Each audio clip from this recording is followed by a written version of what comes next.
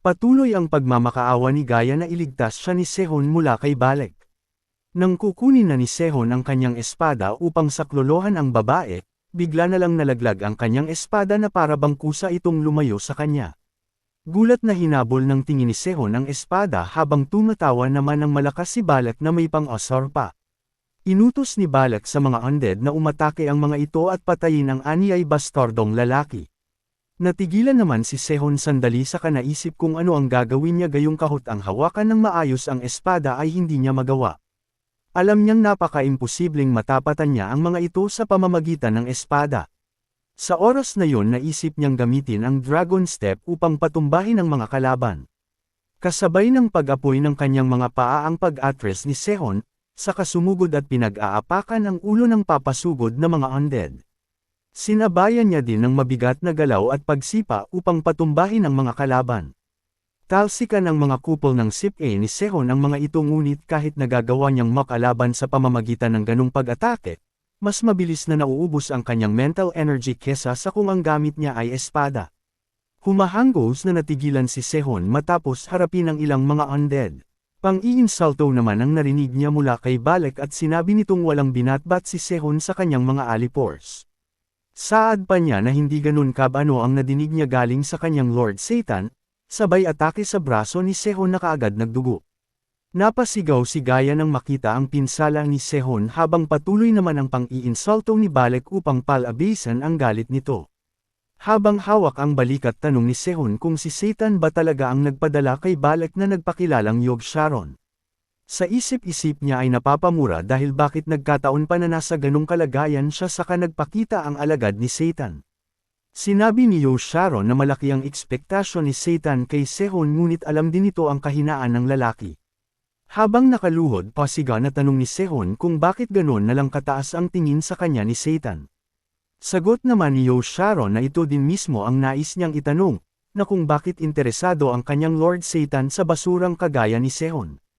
Sinabi pa niya na hindi maaaring maging palamuti ang espada, kaya't utos niyang kunin ito ni Sehon at patunayan ang kanyang sarili.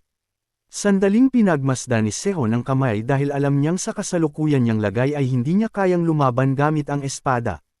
Nang makita ni Balek ang pagdadalawang isip ni Sehon agad niyang hinigpitan ang kapit kay Gaia, saka pinagbantaan ng Sword Dragon na mamamatay sa harap niya ang babaeng mahal niya. Utol na tinawag ni Gaia ang pangalan ni Sehon kaya't napasigaw ang lalaki ng may pag-aalala. Sinabi naman ni Balek na walang kwenta si Sehon kung wala siyang kakayahan na gamitin ang kanyang espada.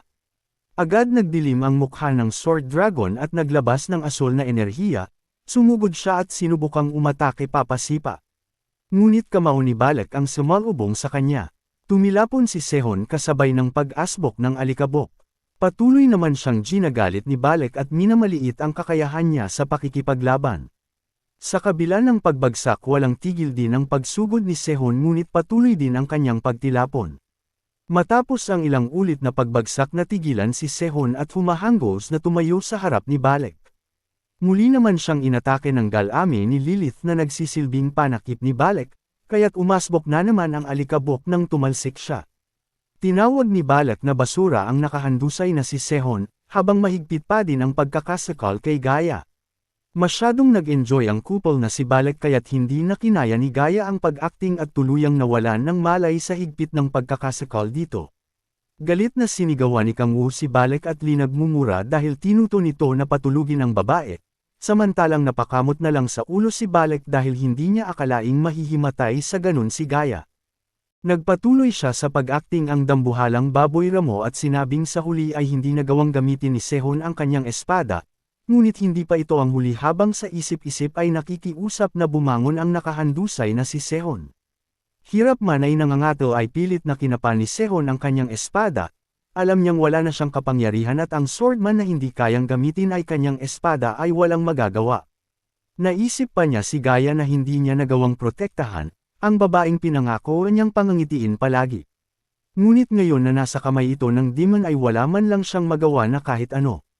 Nakangiwit na nakikiusap si Sehon sa kanyang sarili na kahit sa huling beses ay kumilos ito. Muli niyang naramdaman ang galit sa puso niya na nadama niya noon, isang malakas na sigaw ang pinakawalan niya kasabay ng matinding kapangyarihan na kumawala mula sa kanya. Walang inaasahan si Sehon na kahit ano mula sa kapangyarihan ito, ngunit handa niyang ibigay ang lahat bilang huli maligtas lang si Gaia. Pinagmasdan lang ni Balek ang bawat pagkilos ni Sehon at kung paano nito palabasan ang natutulog na kapangyarihan. Sinabi ni Sehon sa sarili na hindi na mahalaga kung pagtapos nito ay hindi na siya muli pang makahawak ng espada. Binabalot ng kidlat ang buo niyang katawan na pinapalibutan ng asul na liwanag. Kasabay ng paglingon at matalim na tingin kay Balek sinabi ni Sehon na ibibigay niya ang lahat upang protektahan si Gaia.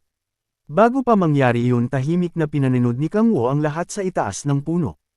Kahit na nakaplano ang lahat ng kanilang ginagawa nahihirapan siyang pagmasdan lang ang nangyayari kay Sehon, sandali pa siyang nagsisi at naisip na sanay nagintay pa siya ng kaunting oras.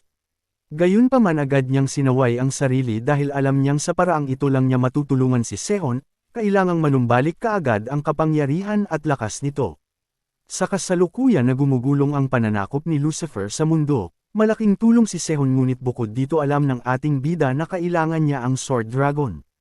Nasukat na ng tuso nating bida na mas mataas pa ang potensyal ni Sehon kesa kay Balek, at ang Divine Bones ang unang patunay nito.